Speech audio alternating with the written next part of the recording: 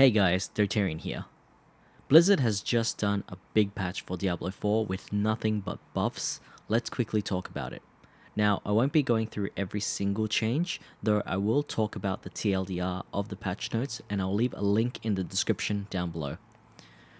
There's a huge list of bug fixes related to gameplay, dungeons, events, and other activities, gameplay fixes, local co-op, quests, and UI. Now, again, I won't be going through any of these, but let's talk about the big thing with this patch. A lot of people were asking for more XP during the dungeons. We're getting significantly increased experience for completing nightmare dungeons, as well as killing monsters in nightmare dungeons as well. From what I've seen from different sources, the amount of increased experience gain from Nightmare Dungeons ranges from about 60 to 80% more experience, which is huge. So I think farming Nightmare Dungeons will probably be the best way to level up your character if you're aiming for level 100. You'll also be gaining more experience from doing Hell Tides and from completing individual Whispers from the Tree of Whispers. So across the board, this is a much needed change because the grind for experience in this game was a bit too excessive. The other thing to note here is that the Helltide roaming bosses will consistently drop more higher quality loot. And this is the big one. Players can now teleport to their Nightmare Dungeon directly through the map.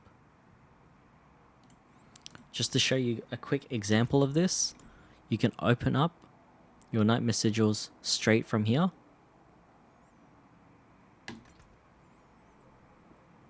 So I can consume the sigil. And it says here, select the icon to teleport to its location. So if I bring up the map, I can see the dungeon here. I can teleport straight to the dungeon. So these were the really big changes from this patch. The other thing is that the weekly bonus caches from world bosses no longer have a level requirement for opening them. So if you were in World Tier 4 and you completed a weekly World Tier boss, it actually had a level 90 cap on it to open. This has now been fixed so that there is no longer a level requirement for this. In terms of the teleporting Nightmare Dungeons, I think this was a much needed change. When I'm farming Nightmare Dungeons, I usually tend to only do dungeons that were close to waypoints, or I would group all my Nightmare Dungeons close together so that I don't have to travel far. But now, with this particular change, you don't have to do that, and this is a really good quality of life feature. Finally, for the balance changes down here at the bottom. Now, none of these changes in terms of the balancing are game breaking. The main thing that developers once said is that they wanted to focus more on basic skills and tweak numbers on skills that were underperforming. So you can see here, these will not change the fundamental relationship between basic skills and core skills, but we hope that they will smooth out the leveling experience while we explore additional ways to strengthen them. We are also increasing the power of some skills that players feel were lagging behind. So here you've got each class: Barbarian, Druid, Necro, Rogue, and Sorcerer.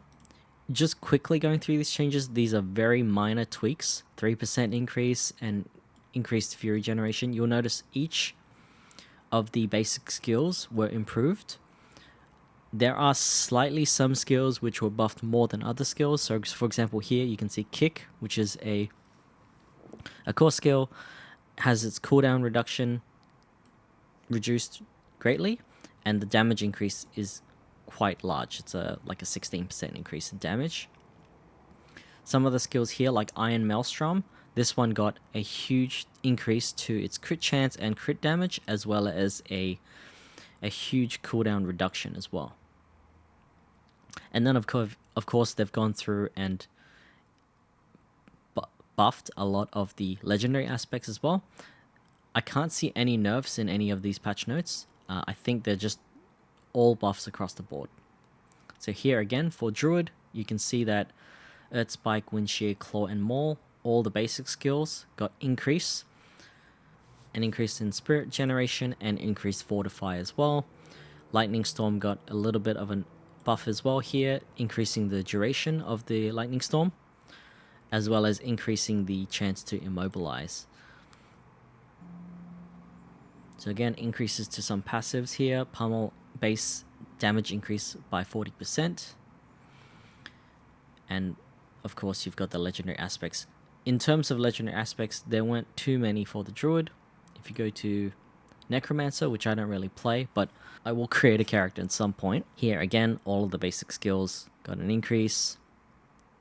Again, I'll leave a link in the description down below so you can check out all the notes for your particular character. Now, the two characters I am playing, Rogue and Sorcerer, there's been a few changes there as well.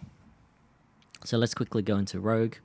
Invigorating Strike, Blade Shift, Heartseeker, Forceful Arrow. These are some basic skills that no one was really using, but now you can see that Heartseeker is getting a little bit of an increase, like quite a big increase actually, in terms of its damage. Although it is a basic skill, so it's not going to be your main damage dealer, but it is nice to have that increase either way.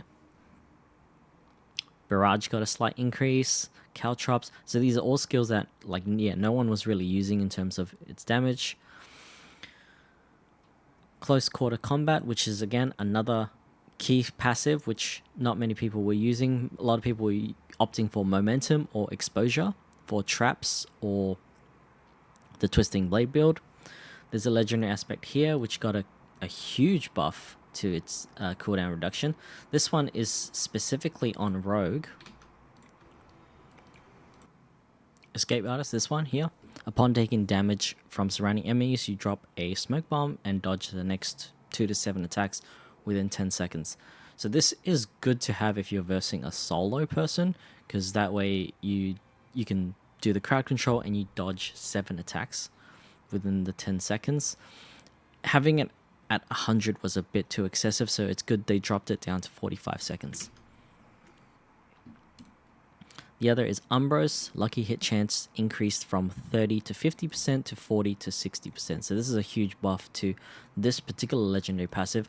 This one was really good to have because it provides you extra damage reduction from when you get hit. And then the last one is Eyes in the Dark, which reduces the death trap cooldown. So this, again, this is a slight buff there. For Sorcerer, again, each of the base skills have been increased in terms of their damage and slight buffs to, like, for example, Spark. No one was using this one. The main two ones that people were using was Frostbolt and Firebolt, if they were opting into a passive, or the other one was Arclash, which, again, the strong basic skills haven't been buffed. These skills have just been brought up in terms of their damage. Incinerate, Fireball, and Frozen Orb. Again, all three skills were just not used at all. These actually have unique powers as well, so it's a bit of a shame that no one uses these skills in terms of their builds. But that's good to see. Ice Blades, increasing the chance to apply Vulnerable from 30 to 40% is a really good buff. This means that more people might opt into using Ice Blades, since Sorcerer doesn't have that many ways of applying Vulnerable in the first place. Finally, it looks like they're trying to increase some of their fire and lightning passives in terms of their legendary aspects. So that, again, that's really good to see. And also increasing crackling energy by a little bit as well. Again, with this buff, I don't think anyone's still going to use crackling energy because it's very weak in the late game. At the moment, I've tried different crackling energy and lightning type builds, but I can't seem to get crackling energy to work properly. It just deals too little damage. So you can see the wide range of changes are just slight tweaks to numbers across the board for all classes. Have a look in the patch notes for your class to see if there's any new skills that might be viable now. Some skills, as you can see, got big number adjustments, so it might just make a build or a skill better. Let me know in the comments below how you feel about these balance changes, and as always, have an awesome day. Bye for now.